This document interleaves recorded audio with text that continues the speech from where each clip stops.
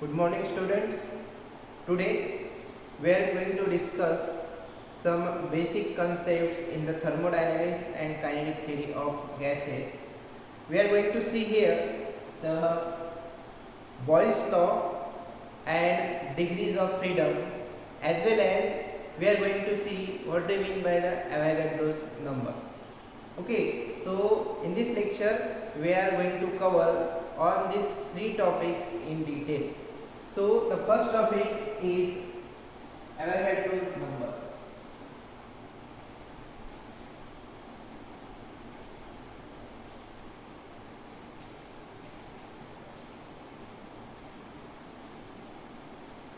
As it indicates a number. So what is the number? What is Avogadro's number? Avogadro's number is the number of molecules in 1 mole of a gas. The number of molecules contained in a 1 mole of gas, such number is called as the Avogadro's number. This Avogadro's number is denoted by the letter N. It is denoted by letter capital N, which is equal to, it is 6.022 into 10 raised to power 23 molecules per gram mole. Means in 1 gram of a gas it contains N is equal to 6.022 into 10 raised to power 23 molecules, or we can also write it is 6.022 into 10 raised to power 26 molecules per kilogram mole. So this Avogadro's number is the number which is the number of molecules contained in a gram, 1 gram or 1 kilogram of a gas. Now we are going to see what is the Avogadro's hypothesis. Avogadro's hypothesis states that all gases have same number of molecules in the same condition of temperature and pressure of equal volume. If two gases having equal volume, having same temperature, having same pressure, then that two gases contain same number of molecules in a gram mole. Okay, and that number is nothing but 6.022 into 10 raised to power 23 per gram mole. Okay, means in 1 gram it contains this number of molecules, and in 1 kilogram it contains this number of molecules. So what is the Avogadro's hypothesis? This hypothesis states that all the gases contain same number of molecule at the same condition of temperature and pressure having equal volume is known as the Avogadro's hypothesis. And this hypothesis can be proved, verified by using the pressure equation. So how we can prove this? So we know that the pressure equation P is equal to 1 by 3 rho C square, where this rho is the density of the gas and this C is the RMS velocity of the gas, and this is P is nothing but the pressure. As we know, this rho is equal to mass divided by volume, which is equal to, this is N multiplied by M divided by V. So what is N? N is the number of molecules, and this M is nothing but the mass of a single molecule. So this Nm is nothing but the total mass of the gas. So this rho is equal to Nm upon V. So we can write the pressure equation P is equal to 1 by 3 and M by V into C square, or we can also write this equation as PV is equal to 1 by 3 and m multiplied by c. Okay, now consider that there are two type of gases, and these two gases having this n1 is the number of molecules of the first gas, n2 is the number of molecules of the second gas. m1 be the mass of a molecule in first container, and this m2 is the mass of the molecule in the second container, as well as c1 is the RMS velocity of the gas in the first container, and c2 is the RMS velocity of a gas in the second container. Okay, and this P and V, as we stated earlier, pressure and volume of both the containers are kept constant, and the temperature also kept constant. So in this way we can write the equation for the pressure PV is equal to, this PV is equal to, it is 1 by 3 N M C square. For the first we can write this N1 M1 C1 square, which is also equal to 1 by 3 N2 M2 C2 square. Okay, now this equation 1 by 3 N1 M1 C1 square is equal to 1 by 3 N2 M2 C2 square.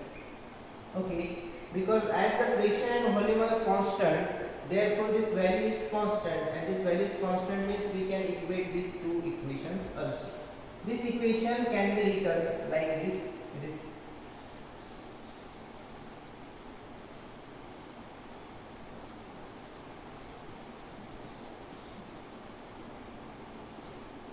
It is 2 by 3 M1 C1 square into N1 is equal to 2 by 3 into 1 by 2 M2 C2 square multiplied by N2.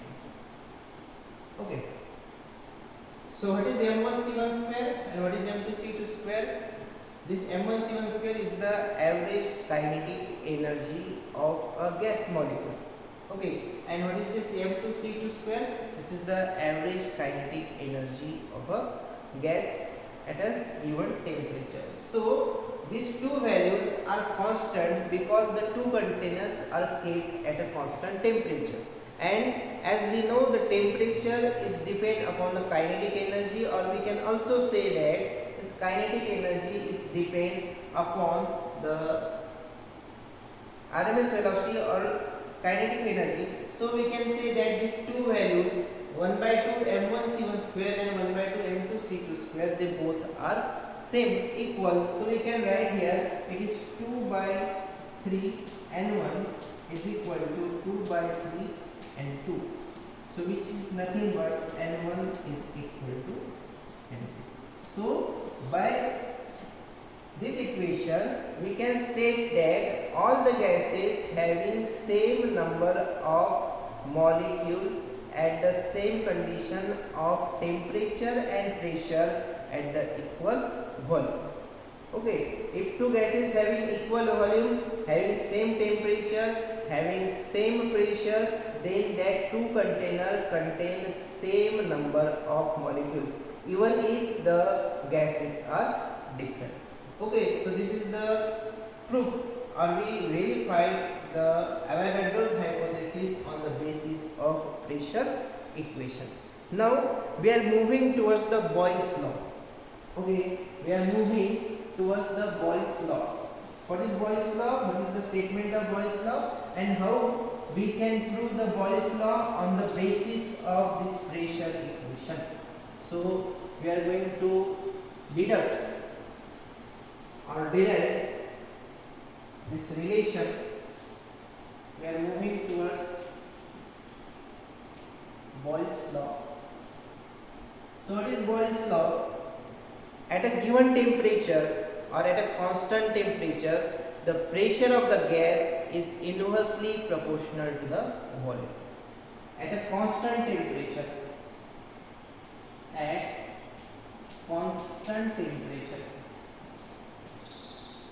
pressure of a gas is inversely proportional to volume, or we can also write this PV is equal to constant.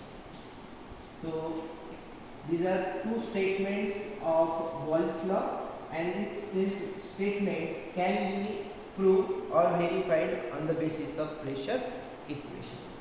So what Boyle's law state? It states that at a constant temperature, means the temperature of the gas remains constant, and if the temperature remains constant, the pressure is inversely proportional to volume. Okay, so now we can prove this equation. So we know the pressure equation P is equal to, it is 1 by 3 rho C square. Okay, so this P is equal to 1 by 3, it is M by V into C square, or we can also write this 1 by 3 is N M divided by V, and it is multiplied by C square, or this P is equal to 1 by 3 N M into C. Okay, now this equation or this term we can rearrange. This rearrange can be write as 2 by 3 into N into 1 by 2 and C. This is equal to P. Okay, now as we know that what is this mc square? This mc square is the average kinetic energy of a gas molecule. So at a given temperature, the kinetic energy of the gas molecule remains constant, because we know that kinetic energy is directly proportional to the absolute temperature. As the absolute temperature is constant, we can say that the average kinetic energy of the gas molecule also remains constant. So we can write this PV is equal to 2 by 3 this N multiplied by this value, constant value. Okay. Now this N is the number of molecules in a container of a gas, therefore it is also constant. So we can write this PV is equal to constant, or we can also write this P is inversely proportional to volume. So these are two statements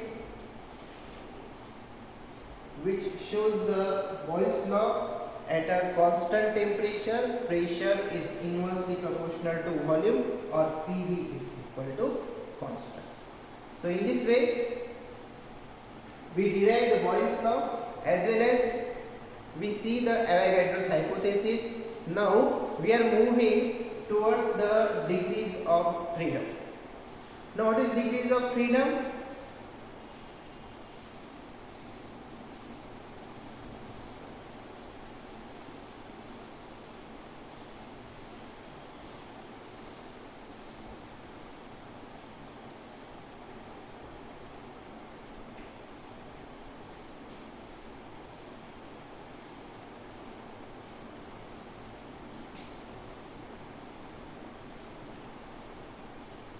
Degrees of freedom means the number of independent variables need to explain the state of motion of a particle. What is degree of freedom? Degree of freedom is nothing but the number of variables required to describe completely the state of motion of the molecule is called as the degree of freedom. Now the degree of freedom of different molecules are different. Okay, now when a particle is moved along a straight line, when a particle is moving along a straight line, we can completely describe the molecule or the particle by a single variable.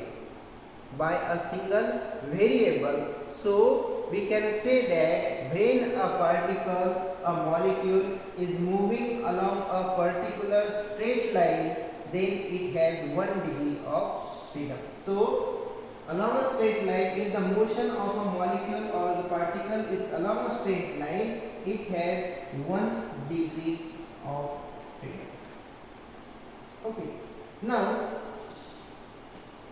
if a particle or a molecule is moving in a plane having 2 dimensions, if it is moving in a plane, then we must need 2 variables to describe the motion of the particle or a molecule.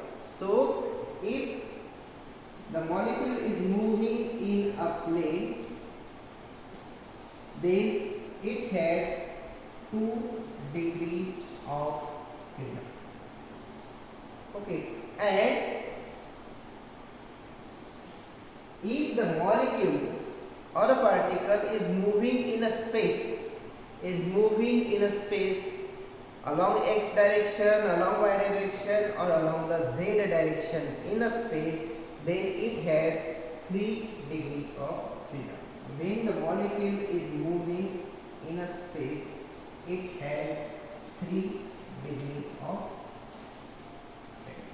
So in this way, what is the degree of freedom? It is the number of variables required to describe the state of motion of the particle completely.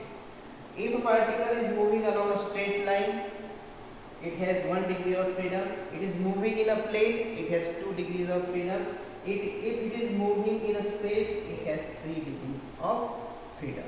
Okay, so this degrees of freedom is nothing but the minimum number of variables. Okay, so in this way, today we learn about the Avogadro's hypothesis, then we derive the Boyle's law by using the pressure equation, and then we learn about what is the degree of freedom. The remaining part of the degree of freedom we are going to see in the next lecture. So this is enough for today. Have a good day. Bye.